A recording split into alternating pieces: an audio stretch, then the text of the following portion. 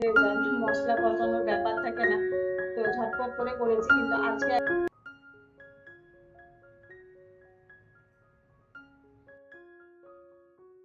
আজকেও বৃষ্টি পড়ছে, ঝিরিঝিরি বৃষ্টি পড়ছে।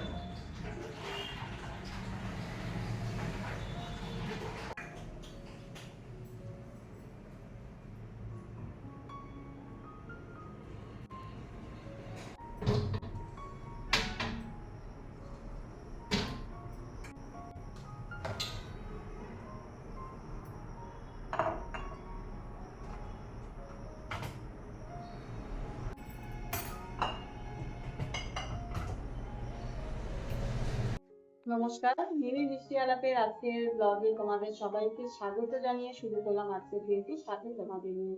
তো সকাল সকাল কি ব্রেকফাস্ট করবো চিন্তা করে দেখলাম যে সুজি করি। আজকে একটু ঝাল সুজি খেতে ইচ্ছে করছে, তো এখন একটু ঝাল সুজি করে খাবো। আর সকালবেলা একটুখানি দাঁড়িয়ে দেখছিলাম, ঝিরিঝিরি বৃষ্টি হচ্ছিল, তো এখন বৃষ্টিটা মোটামুটি জোরেই পড়ছে, কিন্তু আমি তো আওয়াজও পাচ্ছ বৃষ্টির ফোঁটা পড়ছে পাতার মধ্যে। তো আজকে একটুখানি খিচুড়ি বানাবো, কারণ খিচুড়ি অনেকদিন থেকে খেতে ইচ্ছে করছে। কালকেও বানাবো বলে অনেক দেরি করে পরে লাস্টের দিকে রোদ উঠে গেল দেখে ভাত ডাল আলু সেদ্ধ আর মাছ ভাজা করেছি, কেন এত লেট হয়ে গেছে তখন, মানে তরকারি রান্না করার সময় ছিল না। ডাল তো তাড়াতাড়ি সেদ্ধ হয়ে যায়, মশলা কষানোর ব্যাপার থাকে না, তো ঝটপট করে করেছি। কিন্তু আজকে একদম আমি স্থির করে নিয়েছি, আজকে আমি খিচুড়ি করবো, এক বেলারই করবো। দুপুরবেলার জন্য একটুখানি খিচুড়ি করবো, রাতেরটা রাতে দেখা যাবে। সেদ্ধ ভাত ডাল কিছু করে নেবো যা খাবো।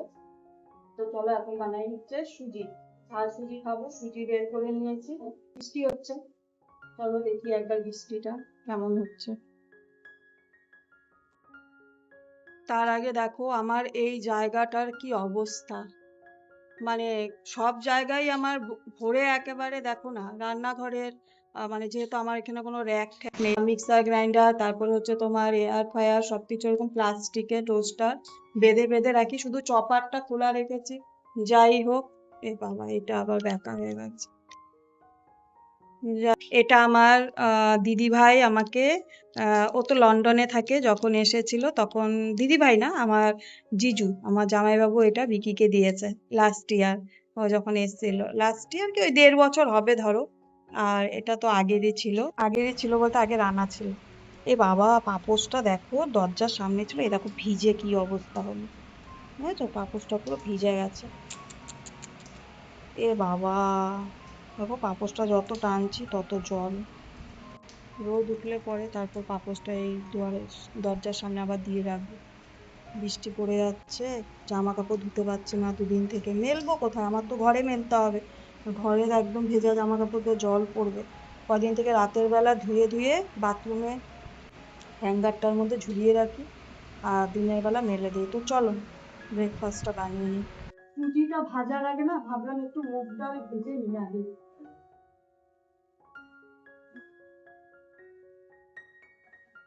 খিচুড়ি করবো, তো খিচুড়ি করতে গেলে তো মুগ ডাল ভাজতে হবে। তো মুগ ডালটা কড়াইতে শুকনো থাকতেই ভেজে নিই, নাহলে পরে আমাকে আবার সেই কড়াই ভাজতে হবে এটুকু কাজের জন্য।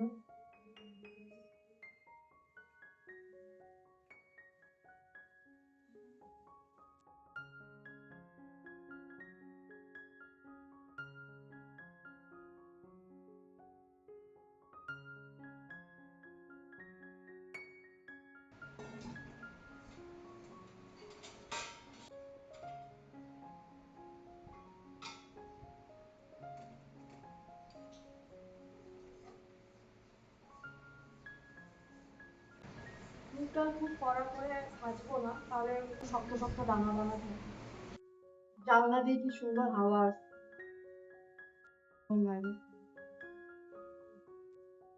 মুগ ডালটা ভাজা হোক, দেখো জানলা দিয়ে হাওয়া সব আসছে, ভালো লাগে বেশ। মুগ ডালটা ভাজা হয়ে গেছে, এবার হচ্ছে আমি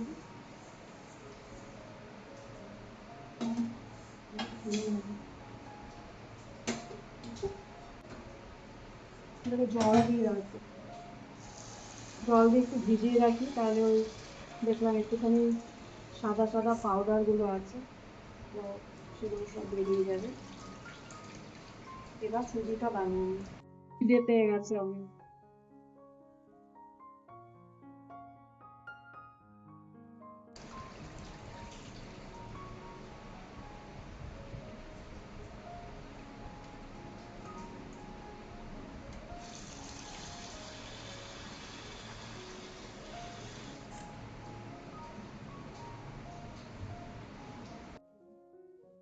তো এখানে যে পেঁয়াজ কেটে নিয়েছি, কড়াইতে তেল দিয়ে দিয়েছি। আমি যখন তো সর্ষের কৌটোটা কোথায় যে রাখছি, মানে কৌটোটা চেঞ্জ হয়েছে, চেঞ্জ করাতে গিয়েছে, এবার নতুন কৌটো কোনটা আমি এখানে মানে আমার হাতের কাছে পাচ্ছি না। তো চাইলে শুধু জিরে ফোড়ন দিলেই আর কি করবো। আমার কারি পাতা গাছটা সেদিন দেখলাম যে আহ সেই কারি পাতা গাছের যে পাতাগুলো দেখলাম ঝরে গেছে, জানি না সেদিন রোদ উঠেছিল না, গাছে যতই জল দিই এত কড়া রোদের মধ্যে থাকলে গাছের এরকম হয়, কি আর করা যাবে। একটু সর্ষে দিলে ভালো হতো, কৌটো চেঞ্জ হলেই এরকম হয়।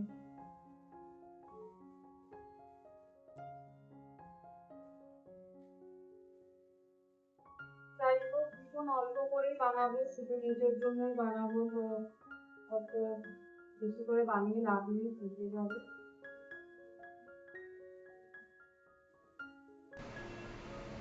তেল ছিটে আসবে, এখানে একটু হলুদ দেওয়া হবে, অতিরিক্ত তেল ছিটলে না মানে খুব অসুবিধা হয়। আর হাওয়াতে দেখো কি কি সব এসে পড়লো। এই সাইডে রোজ দিন ওই সিমেন্ট বালুগুলো ঘুরে ঘুরে পিঁপড়েতে তুলছে, আর রোজ ফেলছি, রোজ হচ্ছে এরকম।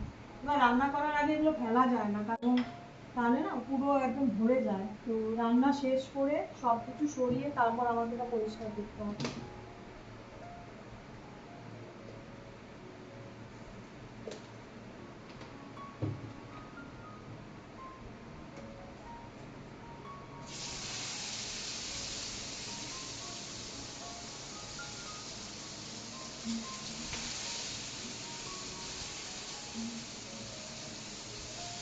আমি একটু ঝাল সুজি খেতে ভালোবাসি, একটু ঝাল ঝাল হবে, ঝাল জিনিসটাই আমি বেশি পছন্দ করি। তো যেহেতু ঝাল জিনিসটা পছন্দ করি, তাই জন্য একটুখানি ভাবলাম ঝাল সুজি বানাই। আর খুব যখন তাড়া থাকে এরকম পেঁয়াজ কাটাও মানে তখন মানে মনে হয় তো অনেক বেশি সময় চলে যাবে, সেক্ষেত্রে কি করি ওই ফটাফট করে একটু সুজি ভেজে হালকা চিনি দিয়ে তখন করি, কিন্তু ঝাল সুজিটা খেতে ভালো লাগে আমার কাছে। এইটার মধ্যে একটু সবজি দেওয়া যায়, গাজর, ক্যাপসিকাম। তবে ক্যাপসিকাম ঘরে নেই, গাজর আছে একটু, কিন্তু এখন আর কাটার সময় নেই, গাজর বের করবো কাটবো, দেরিও হয়ে গেছে। তো একটু তাড়াতাড়ি আজকে রান্নাটা সারতে হবে। এক্সট্রা অনেক কাজ আছে, পরে তোমরা দেখতে পাবে, জানতে পাবে যে এক্সট্রা কাজগুলো কি, তোমাদের সাথে তো শেয়ার করবোই।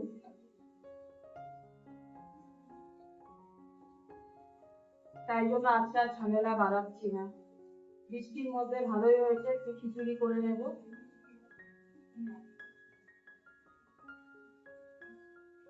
একদম অল্প একটু সুজি করবো। দিদি তো রোজ অফিসে যায়, সেজন্য ওর এসব খাওয়াই হয় না। একটু এইভাবে করে দিলে খাবে, কিন্তু ওর হয়েই ওঠে না, কারণ ও তো অত সকালবেলা এগুলো কেউই খেতে চায় না, বলো, আমরা হলে খেতাম না, তাই না? আমিও যখন অফিস করতাম তখন আমি ব্রেকফাস্ট টিফিন ক্যারি করে নিয়ে যেতাম, অফিসে গিয়ে খেতাম, এই ঠান্ডা হয়ে যেত ম্যাগিটা, ওটাই খেতাম, বাড়ি থেকে খেয়ে বেরোতে পারতাম না আমি, এরকম। তো যাই হোক, আগে কিছুই খেত না, খেতে চাইতো না। তো ওই জন্য এখন ছাতু খাওয়ার অভ্যাসটা করেছে, ছাতু শরবত খেয়ে যায় রোজ। খেয়ে যায় রোজ।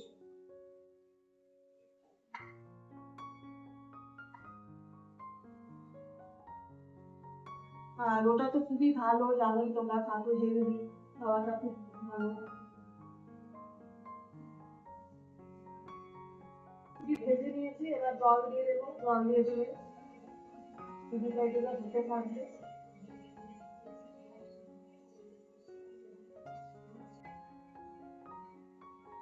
সামান্য একটু নুন দেবো, আগে একটু নুন দেওয়া ছিল, যদি বেশি নুন দিই তাহলে আবার নুন বেশি হয়ে যাবে। সুজিটা হতে হতে আমি এখন চালটা ধুয়ে নিই, চালটা ধুয়ে খিচুড়ি করবো। আজকে মুগ ডাল আর মুসুরির ডাল মিশিয়ে খিচুড়ি করবো। আর খিচুড়িটা একটু অন্যভাবে করবো, একটু আমিষ খিচুড়ি করবো। আর হচ্ছে ডিম, আমার জন্য ডিম অমলেট করবো, আর ও তো পেঁয়াজ খায় না ডিমে, বিকি, তো সেজন্য বিকির জন্য একটু ডিম করে যা ভাজা করে সেরকম করে দিতে বললো। খিচুড়ির মধ্যে একটু আলু দেবো, ও খুব ভালোবাসে আলু, ফুলকপি, গাজর, বিনস এগুলো দিয়ে খিচুড়ি, তো আলুটাই দেবো। তো চলো চালটা দিয়ে দিই। আর নর্মাল ঘরে যে চাল দিয়ে ভাত রান্না হয় সেটা দিয়েই করবো। এখানে এই যে চাল ধুয়ে রেখেছি, শুকনো লঙ্কা, তেজপাতা, পেঁয়াজ, কাঁচা লঙ্কাও রেডি হয়ে গেছে খিচুড়ির জন্য। আর এখানে মুগ ডালটা তো ভিজিয়ে রেখেছিলাম, ধুয়ে ভিজিয়ে রেখেছি। আর মুসুরির ডাল নিয়েছি, মুসুরির ডালটা পরে ব্যবহার করবো, কারণ চাল আর মুগ ডালটা সেদ্ধ হয়ে যাবে অর্ধেকটা, তারপরে মুসুর ডাল, কারণ মুসুর ডাল নাহলে বনে যাবে একদম। এদিকে আমার সুজিটা হয়ে গেছে, একটু সুজি দিলাম, তাও দেখো কতটা হয়ে গেছে। সুজিটা নামিয়ে আমি এই কড়াইতেই করে নেবো। কিন্তু এই খুন্তি দিয়ে না এগুলো লেগে যায় নিচে, যেগুলো হালকা করে সেগুলো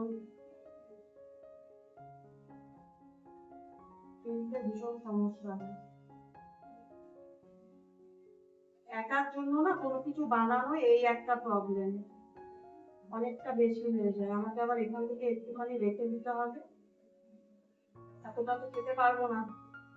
কিন্তু খাওয়া দিচ্ছে, মন ভরে যাচ্ছে আমাদের।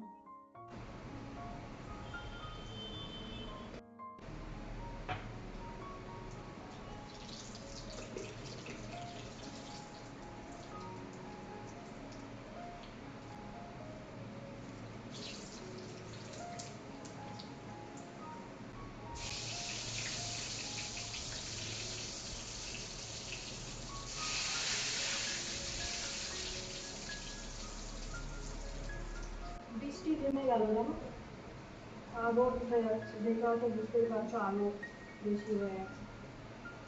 এতক্ষণ একটু মেঘলা মেঘলা অন্ধকার অন্ধকার ছিল। খিচুড়িটা বসিয়ে দিয়ে ব্রেকফাস্টটা করে নেব, তাহলে পরে আমার ব্রেকফাস্ট হয়ে যাবে খিচুড়ি হতে হতে। আর তারপরে একবারে চায়ের বাসন, ব্রেকফাস্টের বাসন ধুয়ে নেবো।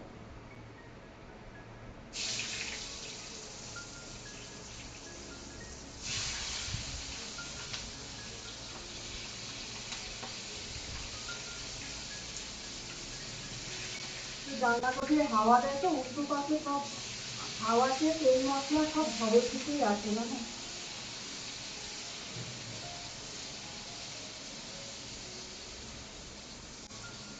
হালকা একটু ভাজা হোক।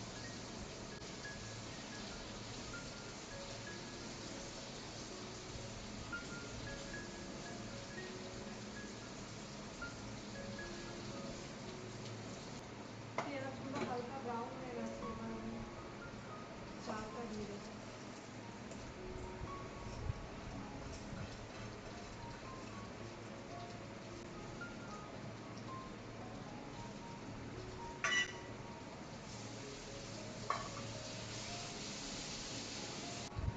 চালের সাথে একবারে ডালটাও দিয়ে দিলাম,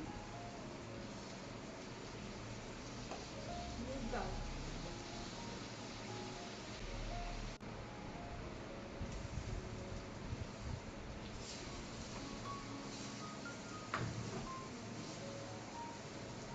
লো ফ্লেমে কিছুক্ষণ ভেজে নেব। এই যে কিছুটা আমি রেখে দিলাম, এটা হয়তো বিকেলে খেয়ে নিতে হবে আমাকে। আর এই যে এটুকু আমি এখন খেয়ে নেব। মুসুরির ডালও আমার রেডি হয়ে গেছে দেওয়ার জন্য। এবার লো ফ্লেমে এটা যতক্ষণ একটু ভাজা হবে ততক্ষণ আমার খাওয়া হয়ে যাবে। তো এটা ভাজা হতে থাকুক, আমি খেয়ে নিই আর খিচুড়িটা এদিকে রান্না করে নিই। দুপুরবেলা রান্না বান্না তো করছিলাম দেখলেই, তারপরে খাওয়া দাওয়া করে রেস্ট করে সন্ধ্যাবেলা উঠে চা খেয়েছি, জামা কাপড় ভাঁজ করলাম, ওইসব আর ভিডিও করিনি, ভালো লাগছিল না। তো এখন একদম সন্ধ্যের পরে বিকি অফিস থেকে এলো, তারপরে শুরু করলাম আবার এই ব্লগ করা। একটা আইসক্রিম পেলাম মানে আমাকে এনে দিল আমার পতিদেব।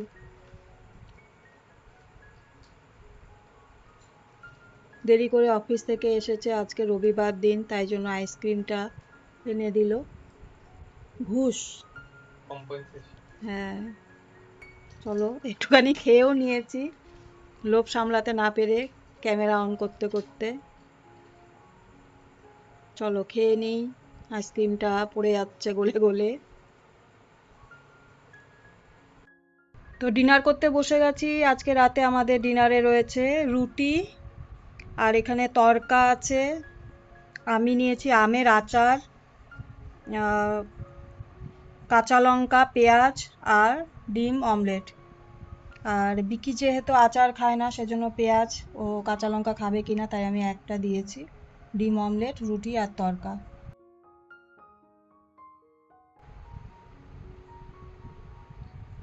ডিনারটা তাহলে কমপ্লিট করে নিই।